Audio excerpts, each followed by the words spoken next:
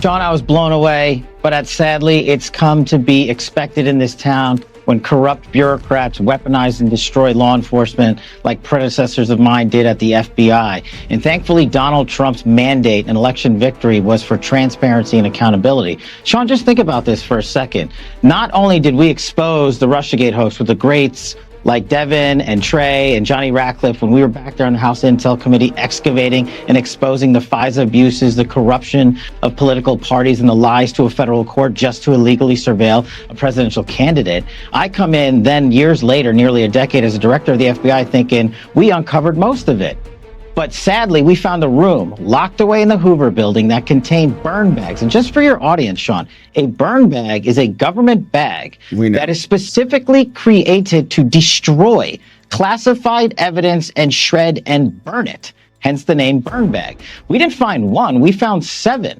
That wasn't the only thing we found in there. We found hard drives from our predecessors and prior FBI leadership. And folks like Page, Strzok, Comey, McCabe, the list goes on from Russiagate.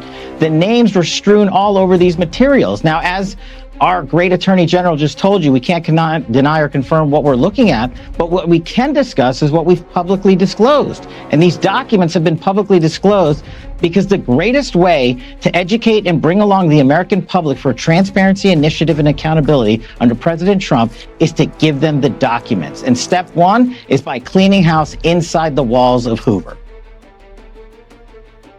All right, that doesn't sound like we're going to get prosecutions of Strzok, Comey, Page, McCabe. Did I say those? Which one? Anyways, you know who they are.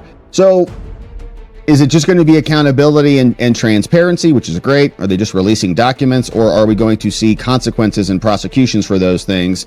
Here is what Pam Bondi had to say about it, leading the DOJ. I know you can't talk about very specific legal action that may be underway or a grand jury that may be impaneled, but we are reading that, in fact, a lot of the information that Tulsi Gabbard has been able to share with the public and make public, and the same with John Ratcliffe, that, in fact, there are people that purposely, my interpretation of it, seemingly trying to sabotage. I'll give you one example, the Russia hoax.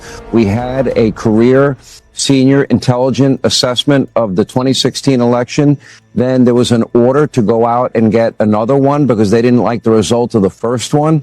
We know that the Hillary Clinton bought and paid for Russian disinformation dossier